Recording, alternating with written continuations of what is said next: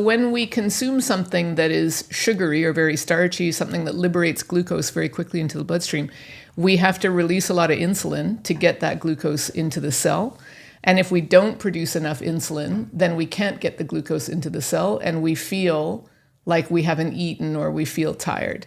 Now, what happens when people are ritualistically or routinely exposed to too much glucose, whether it's from sweets or desserts or whether it's from, bread or pasta or whatever, is that the body can only tolerate a certain amount of insulin at a time. So if the body is continuously having to produce a lot of insulin, the cells don't want to see all the insulin. So they start refusing to read the insulin.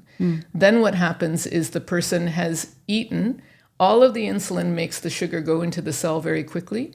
But because the cell has been a bit resistant, the insulin comes in one big rush. So the sugar goes into the cell in one big rush. So they get the sugar into the cell, they feel good, but then they get the big crash afterwards where their blood sugar drops very low. And then what happens? They crave the sugar again. And then they're in this loop. Yep. Insulin also follows cortisol. The two of those are paired. So when insulin is too high, often cortisol is too high, and vice versa. When we're under a lot of stress, often people can relate to this experience of going through something stressful and then they crave sugar.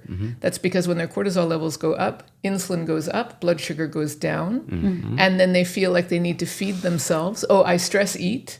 Yes. I want to fill my stomach when my cortisol levels are high because my blood sugar has gone low. But the more I do that, the more I train this hyperactive insulin response, and then we become insulin resistant.